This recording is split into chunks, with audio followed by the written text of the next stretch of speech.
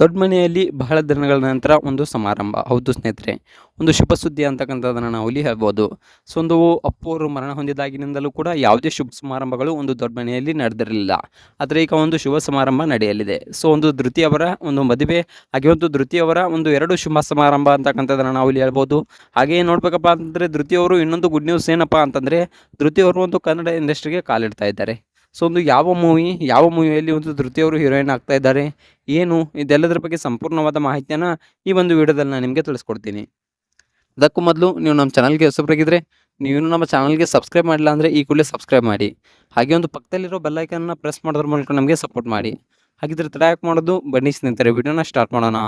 ಇನ್ನು ಮೊಟ್ಟ ಮೊದಲನೇದಾಗಿ ನೋಡ್ಬೇಕಪ್ಪ ಅಂತಂದರೆ, ಒಂದು ಧೃತಿ ಪುನೀತ್ ರಾಜ್ಕುಮಾರ್ ಅವರು ತುಂಬ ಚೆನ್ನಾಗಿ ಓದಬೇಕು ಅಂತ ವಿದೇಶದಲ್ಲಿ ತಮ್ಮ ಒಂದು ತಂದೆ ಆದಂತಹ ಒಂದು ಪುನೀತ್ ರಾಜ್ಕುಮಾರ್ ಅವರು ಅವರನ್ನ ವಿದೇಶದಲ್ಲಿ ಇಟ್ಟಿದ್ರು. ಆದರೆ ತುಂಬ ಚೆನ್ನಾಗಿ ಕೂಡ ಇವರೇನೋ ಓದ್ತಾ ಇದ್ರು.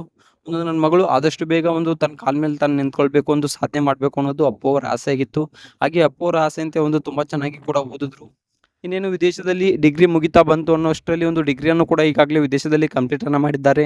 ಇನ್ನು ಏನು ಮಾಡೋದು, ಸೊ ಅಲ್ಲೇ ಸೆಟ್ಲ್ ಆಗಬೇಕು ಅನ್ನೋ ಒಂದು ವಿಚಾರದಲ್ಲಿ ಇದ್ರಂತೆ ಧೃತಿ ಪುನೀತ್ ರಾಜ್ಕುಮಾರ್ ಅವರು. ಆದರೆ ಒಂದು ಅಶ್ವಿನಿ ಪುನೀತ್ ರಾಜ್ಕುಮಾರ್ ಅವರು ಒಂದು ಬೇಡ ಅಂತ ಹೇಳಿಬಿಟ್ಟು, ಸೊ ಅವರ ಮಾತಿಗೆ ಒಂದು ರೆಸ್ಪೆಕ್ಟನ್ನು ಕೊಟ್ಬಿಟ್ಟು, ತಾಯಿಯ ಮಾತಿಗೆ ಒಂದು ರೆಸ್ಪೆಕ್ಟನ್ನು ಕೊಟ್ಬಿಟ್ಟು ಮತ್ತೆ ಕರ್ನಾಟಕಕ್ಕೆ ಬಂದಿದ್ದಾರೆ. ಇನ್ನು ನೋಡ್ಬೇಕಪ್ಪ ಅಂತಂದರೆ, ಒಂದು ಒಳ್ಳೆಯ ಸುದ್ದಿ ಏನಪ್ಪ ಅಂತಂದರೆ, ಒಂದು ಕನ್ನಡ ಇಂಡಸ್ಟ್ರಿಗೆ ಕಾಲಿಟ್ಟಿದ್ದಾರೆ. ಸೊ ತುಂಬಾ ಖುಷಿ ಆಗುತ್ತೆ. ಯಾಕಪ್ಪ ಅಂತಂದರೆ, ಅಪ್ಪು ಅವರು ತುಂಬ ಸಾಧನೆನ ಮಾಡಿದ್ದಾರೆ ಕನ್ನಡ ಇಂಡಸ್ಟ್ರಿಯಲ್ಲಿ. ಒಂದು ಕನ್ನಡ ಇಂಡಸ್ಟ್ರಿಯಲ್ಲಿ ಅಪ್ಪು ಅವರ ಮನೆತನದವರು ಯಾರಾದರೂ ಬರಲೇಬೇಕು ಅನ್ನೋದು ಒಂದು ಆಸೆ ಆಗಿತ್ತು, ಎಲ್ಲರ ಅಪ್ಪು ಅಭಿಮಾನಿಗಳ ಆಸೆ ಆಗಿತ್ತು. ಸೊ ಅದೇ ಆಸೆಯಿಂದ ಒಂದು ಧೃತಿ ಪುನೀತ್ ರಾಜ್ಕುಮಾರ್ ಅವರು ಒಂದು ಕನ್ನಡ ಇಂಡಸ್ಟ್ರಿಗೆ ಕಾಲಿಡ್ತಾ ಇದ್ದಾರೆ. ಸೊ ಇನ್ನು ನೋಡ್ಬೇಕಪ್ಪ ಅಂತಂದರೆ, ಇವರ ಮದುವೆ ಕೂಡ ಒಂದು ಫಿಕ್ಸ್ ಆಗಿದೆ ಅಂತಕ್ಕಂಥ ಸುದ್ದಿಗಳು ಕೂಡ ಕೇಳಿ ಬರ್ತಾ ಇವೆ. ಸೊ ಎಷ್ಟೋ ಹಲವಾರು ಜನರಿಗೆ ದಾನ ಧರ್ಮಗಳನ್ನು ಮಾಡಿ ಅಪ್ಪು ಅವರು ಇಂದಿಗೂ ಕೂಡ ದೇವರಾಗಿದ್ದಾರೆ. ಸೊ ಯಾಕಪ್ಪ ಅಂತಂದರೆ, ನಾವು ಹಲವಾರು ಜನರು ದಾನ ಧರ್ಮಗಳನ್ನು ಮಾಡಿದ್ದನ್ನು ನೋಡಿದ್ದೇವೆ.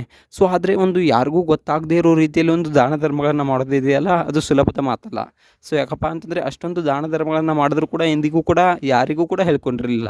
ಸೊ ಯಾರಿಗೂ ಯಾಕೆ, ಸ್ವತಃ ತಮ್ಮ ಮನೆಯಲ್ಲಿ ತಮ್ಮ ಹೆಂಡತಿಯವರಿಗೆ ಹೇಳ್ಕೊಂಡಿರಲಿಲ್ಲ, ತಮ್ಮ ಮಕ್ಕಳಿಗೆ ಹೇಳ್ಕೊಂಡಿರಲಿಲ್ಲ. ಅಂತಹ ಮನುಷ್ಯ ಅಪ್ಪು ಅವರು. ಸೊ ಇಂದಿನ ದಿನಮಾನಗಳಲ್ಲಿ ಏನಾದರೂ ಒಂದು ದಾನ ಧರ್ಮಗಳನ್ನು ಮಾಡಿದ್ರೆ, ಸೊ ಯಾರಿಗೆ ಏನಾದರೂ ಕೊಟ್ಟರೆ ಅದನ್ನು ಒಂದು ಸೋಷಿಯಲ್ ಮೀಡಿಯಾಗಳಲ್ಲಿ ಹಾಕೊಳ್ಳೋದು, ಒಂದು ₹10 ದಾನವನ್ನು ಮಾಡಿದ್ರೆ ಅದಕ್ಕಿಂತ ಜಾಸ್ತಿ ಒಂದು ಪ್ರಚಾರವನ್ನು ಮಾಡೋದು, ಅಂದರೆ ಪ್ರಮೋಷನನ್ನು ಮಾಡೋದು. ಸೊ ಈ ರೀತಿಯಾದ ದಿನಮಾನಗಳಲ್ಲಿ ನಾವು ಬದುಕ್ತಾ ಇದ್ದೇವೆ. ಆದರೆ ಅಪ್ಪು ಅವರು ಅಷ್ಟೆಲ್ಲ ಒಂದು ಸಾಧನೆಗಳನ್ನು ಮಾಡಿದ್ರು ಕೂಡ, ಅಷ್ಟೆಲ್ಲ ಒಂದು ದಾನ ಧರ್ಮಗಳನ್ನು ಮಾಡಿದ್ರು ಕೂಡ ಎಂದಿಗೂ ಕೂಡ ಎಲ್ಲೂ ಹೇಳ್ಕೊಂಡಿರಲಿಲ್ಲ. ಸ್ವತಃ ತಮ್ಮ ಹೆಂಡತಿ ಮಕ್ಕಳಿಗೆ ಹೇಳ್ಕೊಂಡಿರಲಿಲ್ಲ, ತಮ್ಮ ಫ್ಯಾಮಿಲಿಗೆ ಗೊತ್ತಿರಲಿಲ್ಲ. ಸೊ ಒಂದು ಮರಣ ಹೊಂದಿದಾಗ ಅವರು ಎಷ್ಟು ದಾನ ಧರ್ಮಗಳನ್ನು ಮಾಡಿದ್ದಾರೆ ಅನ್ನೋದು ಗೊತ್ತಾಯಿತು. ಸೊ ಅಂತಹ ಮನುಷ್ಯ ಅಪ್ಪು. ಇನ್ನು ನೋಡ್ಬೇಕಪ್ಪ ಅಂತಂದ್ರೆ, ಒಂದು ಪುನೀತ್ ರಾಜ್ಕುಮಾರ್ ಅವರ ಮಗಳು ಕನ್ನಡ ಇಂಡಸ್ಟ್ರಿಗೆ ಕಾಲಿಡ್ತಾ ಇದ್ದಾರೆ. ಸೊ ಒಂದು ಯಾವ ರೀತಿಯಾಗಿ ಕಾಲಿಡ್ತಾ ಇದ್ದಾರೆ, ಸೊ ಹೀರೋಯಿನ್ ಆಗಿ ಕಾಲಿಡ್ತಾ ಇಲ್ಲ. ಮೊಟ್ಟ ಮೊದಲನೇದಾಗಿ ಅಪ್ಪು ಅವರ ಒಂದು ಕನಸಿನ PRK ಸ್ಟುಡಿಯೋ ಅಂತಕ್ಕಂಥ ಒಂದು ಸ್ಟುಡಿಯೋನ ಒಂದು ನಿರ್ಮಾಣವನ್ನು ಮಾಡಿದ್ರು. ಸೊ ಆ ಒಂದು ಸ್ಟುಡಿಯೋದನ್ನ ಒಂದು ಅಪ್ಪು ಅವರು ನಡ್ಸ್ಕೊಂಡು ಹೋಗ್ತಾ ಇದ್ರು. ಒಂದು ಅಪ್ಪು ಅವರು ಮರಣ ಹೊಂದಿದ ನಂತರ ಸೊ ಒಂದು ಅಶ್ವಿನಿ ಪುನೀತ್ ರಾಜ್ಕುಮಾರ್ ಅವರು ನಡ್ಸ್ಕೊಂಡು ಹೋಗ್ತಾ ಇದ್ದಾರೆ. ಸೊ ಇದನ್ನು ತಮ್ಮ ಮಗಳು ಧೃತಿ ಅವಳು ನಡ್ಸ್ಕೊಂಡು ಹೋಗಬೇಕು ಅನ್ನೋದು ಒಂದು ಅಪ್ಪು ಅವರ ಆಸೆ ಆಗಿತ್ತು. ಹಾಗೆ ಒಂದು ಧೃತಿ ಅವರು ಈ ಒಂದು PRK ಸ್ಟುಡಿಯೋವನ್ನು ನಡ್ಸ್ಕೊಂಡು ಹೋಗೋದ್ರ ಮೂಲಕ ಒಂದು ಕನ್ನಡ ಇಂಡಸ್ಟ್ರಿಗೆ ಕಾಲಿಡ್ತಾ ಇದ್ದಾರೆ. ಸೊ ಇನ್ನು ತುಂಬ ಖುಷಿ ಆಗುತ್ತೆ ಒಂದು ಕನ್ನಡ ಇಂಡಸ್ಟ್ರಿಗೆ ಕಾಲಿಡ್ತಾ ಇರೋದು.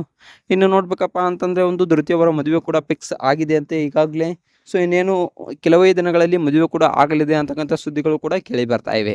ಸೊ ಇನ್ನು ಕಾದು ನೋಡಬೇಕಾಗಿದೆ. ಸೊ ಆದರೆ ಇದು ಎಲ್ಲೂ ಕೂಡ ಸ್ಪಷ್ಟನೆ ಆಗಿಲ್ಲ ಒಂದು ಧೃತಿ ಅವರ ಮದುವೆ ಬಗ್ಗೆ. ಸೊ ಇನ್ನು ಕಾದು ನೋಡಬೇಕಾಗಿದೆ. ಇದ್ರ ಬಗ್ಗೆ ಊಹಾಪೋಹಗಳು ತುಂಬ ಕೇಳಿ ಬರ್ತಾ ಇವೆ. ಸೊ ಕಾದು ನೋಡೋಣ ಇದ್ರ ಬಗ್ಗೆ ಏನನ್ನೋದನ್ನ. ಸೊ ಈ ಒಂದು ಧೃತಿ ಅವರ ಬಗ್ಗೆ, ಹಾಗೆ ಪುನೀತ್ ರಾಜ್ಕುಮಾರ್ ಅವರ ಫ್ಯಾಮಿಲಿ ಬಗ್ಗೆ ನಿಮ್ಗೆ ಏನು ಅನಿಸುತ್ತೆ ಅನ್ನೋದನ್ನ ಕಮೆಂಟ್ ಮಾಡಿ.